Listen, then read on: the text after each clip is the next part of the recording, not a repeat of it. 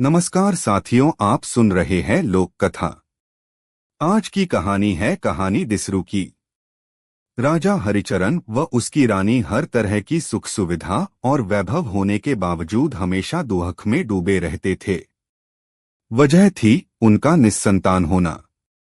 यह जानकर कुछ ज्योतिषी राजा के पास आए तो रानी ने अनुरोध किया, हे राजन, इन ज्योतिषियों को अपना हाथ दिखाइए, शायद ये बता सकें कि हमारी संतान कब होगी। पुत्र हो या पुत्री, हमारे लिए तो दोनों ही खुशियां लाएंगे। रानी की बात मानकर राजा ने एक ज्योतिषी को अपना हाथ दिखाया तो उसने जो कहा उसे सुन राजा और व्यथित हो गया। रानी ने जब जानना चाहा कि उसके हाथ में क्या लिखा है तो वह बोला, मेरी प्रिय रानी सुनो, लेकिन तुम भी दुखी हो जाओगी।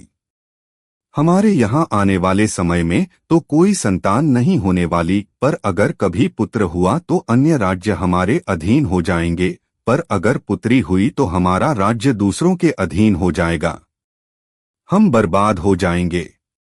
कुछ वर्ष बाद रानी गर्भवती हुई तो दोनों की खुशी का ठिकाना न रहा, लेकिन राजा ज्योतिषी की बताई बातें भूला न था। उसी समय राजा को कुछ हाथियों को पकड़ने के लिए दिरारा नामक स्थान पर जाना पड़ा और जाते समय वह रानी को कुछ हिदायतें देकर गया। मेरी प्रिय रानी, अगर तुम्हें पुत्र हुआ तो उसे तुम बहुत ही सावधानी से एक बैंगनी कागज में लपेट देना, पर अगर पुत्री हुई तो तुरंत उसे आवल नाल और अन्य चीजों सहित जमीन में दबा देना। किसी को इस बात का पता नहीं चलना चाहिए। रानी ने कुछ दिनों बाद एक पुत्री को जन्म दिया जो अद्वितीय सुंदरी थी। उसे देखकर रानी की राजा का आदेश मानने की इच्छा नहीं हुई। उसने निश्चय किया कि चाहे जो हो जाए वह राजा से छिपाकर अपनी पुत्री का पालन पोषण करेगी।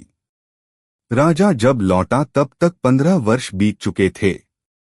इस समय तक वह लड़की, जिसका नाम दिशरू था, एक खूबसूरत युवती बन चुकी थी। अगर रानी ने उसे सबसे छिपाकर न रखा होता तो अब तक दूर दूर तक उसकी सुंदरता के चर्चे होने लगते। जब राजा वापस आया तो रानी ने कुछ इस तरह से उसका स्वागत किया, जब आप दूर दिरारा में थे और कोई भी मेरे पास न था, मैंने एक सुनहरी फूल को जन्म दिया, ऐसा फूल जो सबसे सुंदर है। हे राजन, मेरे स्वामी, मेरे प्रियतम। राजा को लगा कि उसके यहाँ पुत्र का जन्म हुआ था। यह सुनकर वह बहुत प्रसन्न हुआ। रानी ने सारे यत्न किए कि राजा और दिशरू एक दूसरे को कभी देखे नहीं, पर नीति में तो और कुछ लिखा था। राजा ने दिशरू को देख लिया और उसकी मानो सांसें ही रुक गईं। ऐसा सौंदर्य, इससे पहले इतनी रूपवती और गोरी लड़की मैंने पहले कभी नहीं देखी। राजा की उत्सुकता लगातार बढ़ती ही जा रही थी। वह बोला, हे अनुपम सुंदरी, मुझे बताओ कि तुम किसकी पुत्री हो। अगर मैं तुम्हारे गोरे हाथ थामना चाहूँ तो क्या तुम मेरे पास आओगी। तभी दौड़ती हुई रानी वहां आई और उसने राजा के आगे एक पहेली रखी। राजन, मुझे बताओ कि अगर अपने ही हाथों से आप बैंगन का पौधा लगाते हो तो क्या फूल के साथ आप पौधे को भी खाना चाहोगे। राजा को समझ नहीं आया कि इस पहेली से उसका क्या संबंध है, पर चूंकि उसके सामने एक सुंदरी खड़ी थी और राजा का दिल उस पर आ गया था तो उसे लगा कि उस सुंदरी को वह अपने मन की बात पहेली ही में बता देता है। वह बोला, हो रानी, जो तुम कह रही हो वह एकदम सही है, लेकिन जब अपने ही हाथों से जब आप किसी तुरई को बोते हो तो आप फल के साथ साथ उसकी पत्तियां भी खाते हो।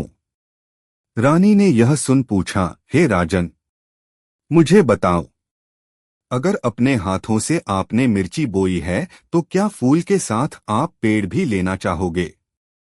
एक विजयी भाव से राजा बोला, जो तुमने कहा यह भी सच है। हे रानी, पर जब अपने ही हाथों से आप कद्दू बोते हो, आप फल के साथ साथ उसकी लताएं भी खाते हो। वह आगे बोला, पर मेरी रानी, मैं तो बस इस सुंदरी के रूप की प्रशंसा कर रहा हूं। यह इतनी सुंदर है कि यह मेरी रानी बनने लायक है। हे सुंदरी, तुम्हें इस बारे में क्या कहना है? लड़की की ओर देखते हुए राजा ने पूछा। नहीं नहीं राजन, पर यह तो आपके मांस और रक्त का ही हिस्सा है। गहन पीड़ा से रानी रोने लगी। तब जाकर राजा को पहेली का आशय समझ आया, पर तब तक तो बहुत देर हो चुकी थी। जिस सुंदरता का वह एकदम दीवाना हो गया था, वह तो उसकी अपनी ही बेटी थी।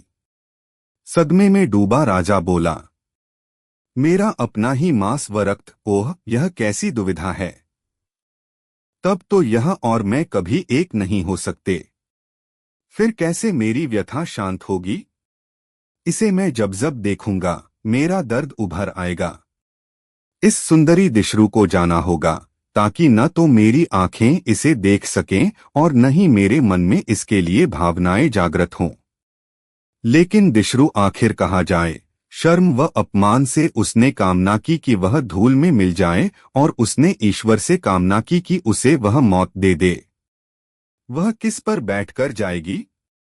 अगर उड़ना जानती तो उड़ती हुई राख के साथ उड़ जाती और वहां जाकर गिरती, जहां धरती का अंत होता है, या अंतहीन प्रवाह की तरह लगातार बहती और वहां जाकर रुकती, जहां पानी समुद्र में जाकर मिल जाता है।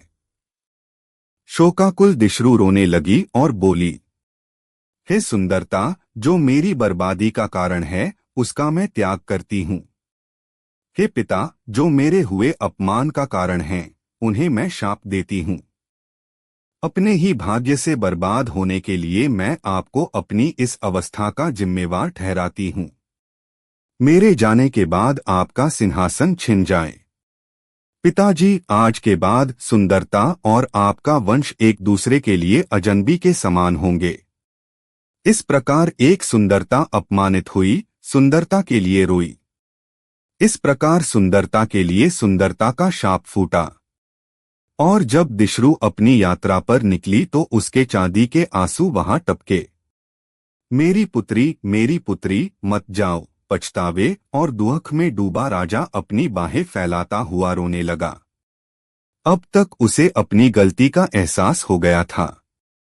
दिशरू, मेरी पुत्री, मत जाओ, रानी भी रोने लगी। और साथ में सारे नौकर, सारी प्रजा और यहाँ तक कि सारे पशु रोने लगे। रुक जाओ प्यारी दिशरू, रुक जाओ, उन्होंने प्रार्थना की, लेकिन दिशरू अब वहां नहीं रुक सकती थी। इस तरह वह सबसे दूर, वहां से बहुत दूर अकेली ही चली गई। और वह कहाँ गई, किसी को नहीं पता। दुहखी स्वर में सब उसे सुखी रहने की दुआएं देने लगे। उसकी पुण्यात्मा अब शांति से रहे, क्योंकि स्वर्ग से रानी उसे लाई थी। रानी की प्यारी बेटी वापस स्वर्ग में चली गई है। इन आखिरी शब्दों के साथ हम तुम्हें विदाई देते हैं। साभार सुमन वाजपेयी। आपने कहानी सुनी, इसके लिए आपका बहुत बहुत धन्यवाद, और आपने सब्सक्राइब किया, इसके लिए मैं हृदय से बहुत बहुत आभारी हूँ।